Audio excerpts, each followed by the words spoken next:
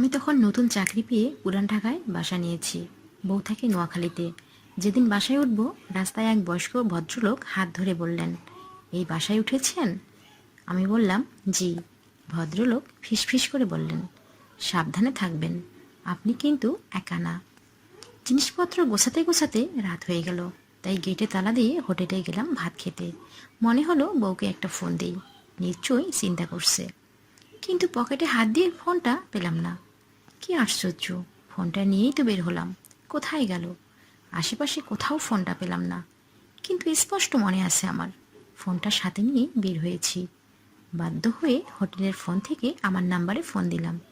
দুইটা রিং বাজতেই উপাস থেকে একটা নারী কণ্ঠ ভেসে এলো। সেই নারী কণ্ঠটা বলল, ইউ আর নট অ্যালোন, আপনি কিন্তু একা নন। তারপর লাইনটা কেটে গেল। কয়েকবার চেষ্টা করো, আর কানেক্ট করতে পারলাম না। বুঝলাম ফোনটা খোয়া গেছে। মন খারাপ করে বাসায় ফিরলাম। বউকে যে জানাবো ঠিকঠাক পৌঁছেছি তাও হলো না। নিশ্চয়ই খুব দুশ্চিন্তা করছে। ভাবতে ভাবতে ঘরে ঢুকেই চমকে উঠলাম। টেবিলের উপরে ফোনটা পড়ে আছে। ভয়ে ভয়ে রান্নাঘর, টয়লেট, বারান্দা, স্টোর আর সব শেষে বিছানার নিচটাও খুঁজে ফেললাম, কিন্তু কোথাও কেউ নেই। কেউ যে ছিল টের পেলাম যখন মশারির ভিতরে ঢুকে লাইট বন্ধ করলাম। বিছানায় মাথাটা রাখতেই মনে হলো কে যেন ঘরের ভিতরে হাঁটছে। ওর নিঃশ্বাসের শব্দ, এমনকি ওর হাঁটার শব্দও শুনতে পেলাম স্পষ্ট। সাহস করে লাইট জ্বালাতে পারছিলাম না, মনে হচ্ছিল কাউকে দেখে ফেলবো। কিন্তু কেউ একজন যখন মশারি তুলে ভিতরে ঢোকার চেষ্টা করতে লাগলো, তখন আর লাইটটা না জ্বালিয়ে পারলাম না। কি আশ্চর্য, কোথাও কেউ নেই। সাথে সাথে বউকে ফোন দিয়ে সকালেই চলে আসতে বললাম। ভয়ে ভয়ে সারা রাত লাইট জ্বালিয়ে বসে রইলাম। সকালে অফিসে যাওয়ার পথে বাড়িওয়ালাকে চাবি দিয়ে বললাম, আমার বউ এলে যেন চাবিটা দিয়ে দেয়। বেলা 11টার দিকে বউ আমাকে ফোন করলো, আমরা চলে এসেছি। খুব সুন্দর বাসা নিয়েছো তো। আমি প্রশ্ন করলাম, বাসা তোমার পছন্দ হয়েছে? বউ খুশি হয়ে বলল, হ্যাঁ, ভীষণ পছন্দ হয়েছে। আমি আবার বললাম, গুড, বাসা চিনতে তোমার সমস্যা হয়নি তো? বউ উত্তরে বলল, না, রাস্তা খুব সোজা। আচ্ছা শোনো, বাসায় তো কিছুই নেই, আমরা খাবো কি? আমি বললাম, আমরা বাইরে খাবো, আমি আধা ঘন্টার মধ্যে বাসায় আসতেছি। বাসায় এসে দেখি গেটে তালা। ভাবলাম মনে হয় ছেলেটার খিদা পেয়েছিল, তাই হয়তো ওকে নিয়ে বাইরে গেছে খাওয়ানোর জন্য। বাড়িওয়ালার কাছে গিয়ে জিজ্ঞেস করলাম, আমার বউ কি চাবি দিয়ে গেছে আপনাকে? বাড়িওয়ালা একটু অবাক হয়েই বললেন, তোমার বউ এসেছে? কই, চাবি নিতে আসেনি তো। আমি কেমন অবশ হয়ে গেলাম, এসব কি হচ্ছে। পকেট থেকে ফোনটা বের করে বউকে ফোন দিলাম। হ্যালো, তুমি কোথায়? আমার বউ বলল, আমি তো এখনও নোয়াখালীতেই আসছি। সকালে বাসের টিকিট পাইনি, মোবাইলেও টাকা নাই যে তোমাকে জানাবো। এখন বাস স্ট্যান্ডে যাচ্ছি, দুপুরের বাসে আমরা আসব।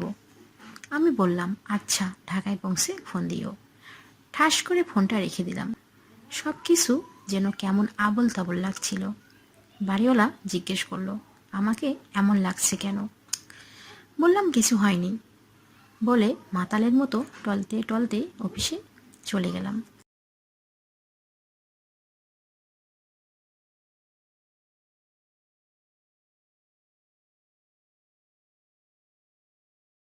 কাজে মন দিতে পারছিলাম না, কেমন জানি গা গোলাচ্ছিল, একটু জ্বর জ্বরও লাগছিল।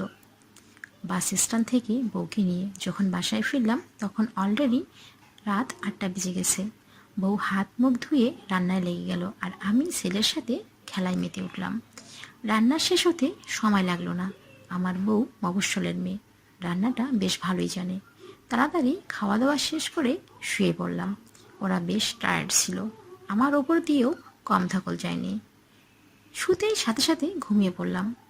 কতক্ষণ ঘুমিয়েছি জানি না, হঠাৎ ভীষণ ঠান্ডা একটা হাত আমার গায়ের ওপর পড়তেই ঘুমটা ভেঙে গেল। তাকিয়ে দেখি দুটো চোখ জল জল করে তাকিয়ে আছে আমার দিকে। ওর নিঃশ্বাস আমার গায়ের ওপর পড়ছিল। চিৎকার করে লাইটটা জ্বালালাম। বিছানা একদম ফাঁকা, কোথাও কেউ নেই। আমার সাথে এসব কি হচ্ছে? মাথাটা ঘুরছিল। এরপর আর কিছুই মনে নেই। সকালে জ্ঞান ফিরতেই দৌড়ে বাড়িওয়ালা চাচার কাছে যাই, আর সব ঘটনা খুলে বলি। মুহূর্তেই চাচার মুখটা মলিন হয়ে যায়, আর বলতে থাকে, ও তাহলে ফিরে এসেছে। আমি বললাম, কি বলছেন এসব, কে ফিরে এসেছে? বাড়িওয়ালা চাচা বললেন, আমার বোন। আজ থেকে প্রায় 30 বছর আগে আমার বোন একটা ছেলেকে ভালোবাসতো। আমরা তাকে মেনেও নিয়েছিলাম। আমার বাবা ওই ফ্ল্যাটটা আমার বোন জামাইকে উপহার দেয়। কিছুদিন পরে এই ছেলে আমার বোনকে হত্যা করে আর টাকা পয়সা গয়না নিয়ে পালিয়ে যায়। সেদিন থেকে ওই ফ্ল্যাটে কেউ থাকতে পারে না। বাড়িওয়ালা চাচা আমার কাছে ক্ষমা চায় আর বলে, এই কথা গোপন করে তোমাকে বাড়ি ভাড়া দেওয়া আমার ঠিক হয়নি। তুমি এখনই এই বাড়ি ছেড়ে চলে যাও, না হলে তোমার অনেক বড় ক্ষতি হতে পারে। তখন আমি সাথে সাথেই বাড়ি ছেড়ে চলে আসি আর নতুন একটা বাসা ভাড়া নেই। বন্ধুরা, গল্পটি কেমন লাগলো অবশ্যই কমেন্ট করে জানাবেন। আর এরকম নিত্য নতুন গল্প যদি পেতে চান তবে অবশ্যই চ্যানেলটি সাবস্ক্রাইব করে বেল আইকনটি বাজিয়ে দিবেন। ধন্যবাদ সবাইকে।